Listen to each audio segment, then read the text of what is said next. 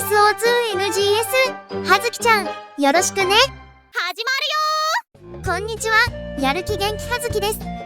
回のお話はこの5つの火力検証をまとめ、私が何を皆様にお伝えしたかったのかをお話ししていきます。この動画を見ていただくと、火力に関しての考え方を知ることができ、どの能力を重要視するのかがわかります。また今後の武器選びや特殊能力の考え方も知ることができますので、ぜひ最後までご覧ください。なお、今回のまとめは刀での検証結果をもとにお話ししていますので、手数の多い武器や刀での参考にしていただければと思います。この動画を気に入ってくれた方はチャンネル登録、高評価、コメントで応援してくださると嬉しいです。それではチュートリアルの火力検証のまとめをお話ししていきます。よろしくお願いします。それではチュートリアルの火力検証の総まとめを行っていきます。まず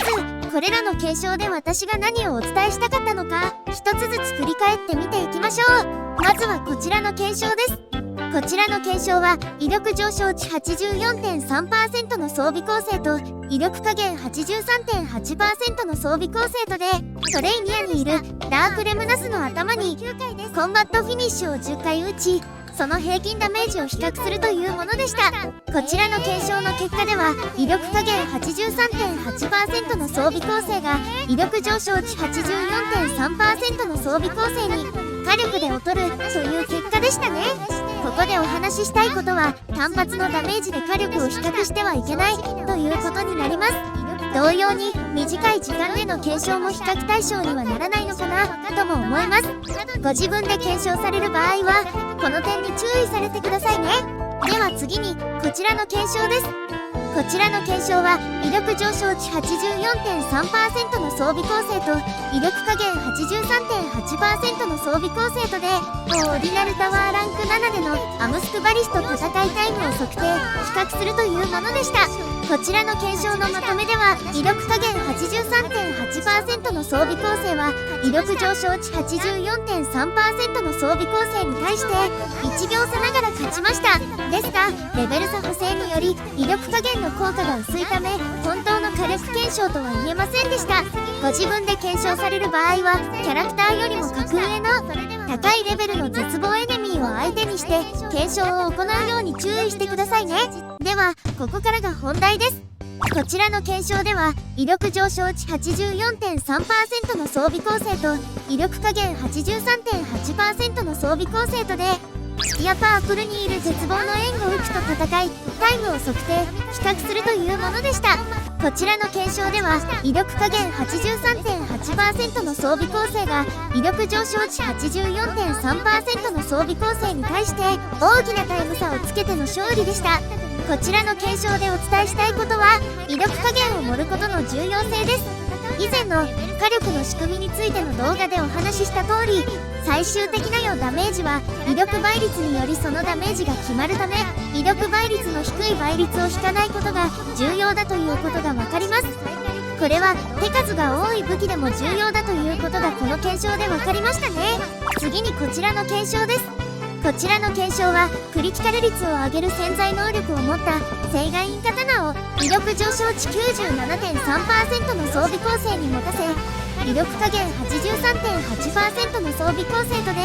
タイムを測定・比較するというものでした。こちらの検証はセイガイン刀を持った威力上昇値 97.3% の装備構成の方が火力が高いという結果でしたね。こちらの検証でお伝えしたいことはクリティカルの重要性です。クリティカルが発生すると威力倍率は 100% で計算され、現在の装備構成での上限のダメージが出ます。この検証でお伝えしたいことは、クリティカル率は火力にとても影響するということです。ですが具体的にどのくらいクリティカル率があればいいのかはまだ検証しきれていないので、今後のテーマの一つとなりそうです。次にこちらの検証です。こちらの検証では同じくクロス刀を持ち、威力上昇値 97.3% の装備構成と威力加減 83.8% の装備構成とでタイムを測定・比較するというものでした。こちらの検証は威力上昇値 97.3% の装備構成の方が火力が高いということが分かりましたね。こちらの検証でお伝えしたいことは、威力上昇値を極端に盛るのであれば威力加減を盛らなくても大丈夫ということです。手数が多い刀での検証なので全てがそうとは限りませんが、この検証でそれが証明できたのかなと思っています。はい、ここまでの火力検証を振り返ってみました。少し矛盾していると感じた方もいらっしゃるかもしれません。それではここまでの全ての検証をまとめます。今までの火力検証で私が皆さんにお伝えしたかったこと、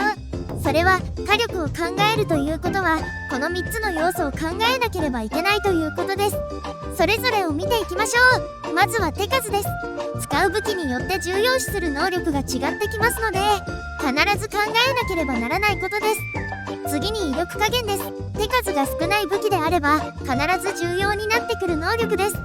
次に威力上昇値です。通常攻撃や PA の威力を上昇させる能力です。これらのバランスを考えて火力というものを考えていくということがまず大事になってきます。そして最も大事な火力要因はクリティカル率です。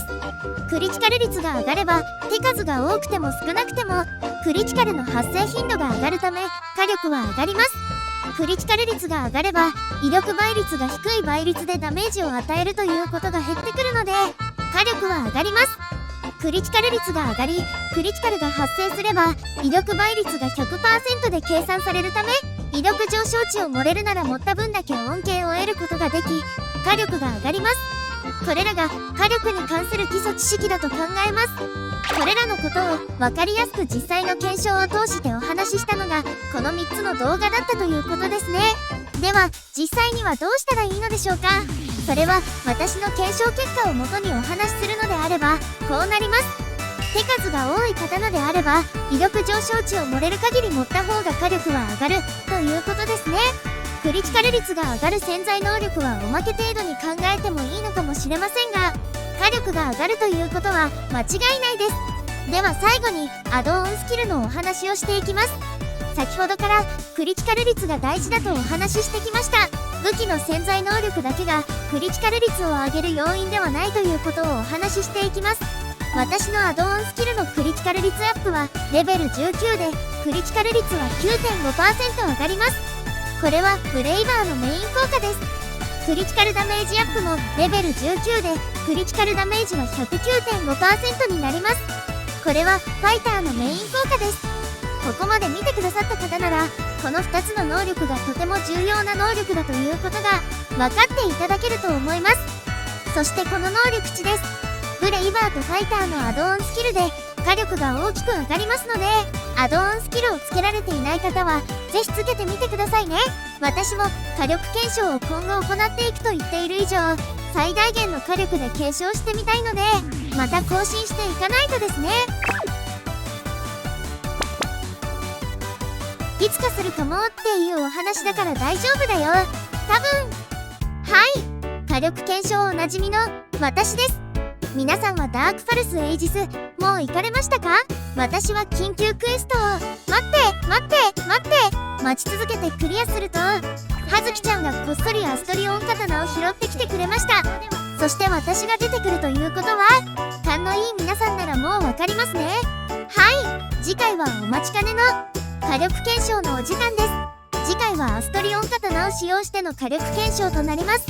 今回の装備は打撃威力 97.3%、威力加減 50% の装備構成と打撃威力 71.5%、威力加減 73.2% の装備構成をご用意しました。どちらの装備構成がよりアストリオン刀を活かすことができるのか注目です。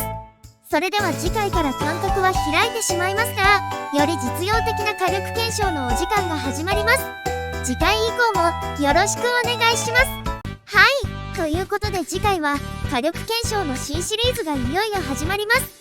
今回のシリーズはより実践に応用できる形での検証を目標に頑張っていきますのでよろしくお願いします。ではその新シリーズの記念すべき第1弾目はこちらです。新シリーズもまずは援護君に会いに行く。ネオスアストリオン刀はどっちが活かされるの。打撃威力 97.3%、威力加減 50%vs 打撃威力 71.5%、威力加減 73.2% を配信します。極端に打撃威力を持った方がいいのか、バランスよく威力加減も持った方がいいのか、一つの判断基準となる非常に面白い組み合わせではないでしょうか。またピンときた方もいらっしゃるはずです。はい、以前の火力検証で行ったセイガインやククロスと同じ威力上昇値ですね。この動画を見ていただいてどれくらい強くなれるのか、ぜひ参考にしていただければと思います。私も非常に楽しみです。ところではずきちゃん、ずっと上見てどうしたの？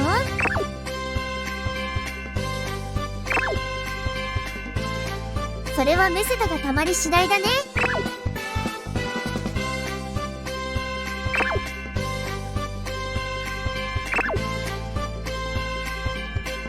その時はよろしくね。ということで今回の動画は以上になります。次回の火力検証が気になる、やる気元気はずきな方はぜひチャンネル登録をして続報をお待ちいただけると嬉しいです。それでは次回のアストリオン刀での火力検証でまた会える時を楽しみにしています。バイバイ。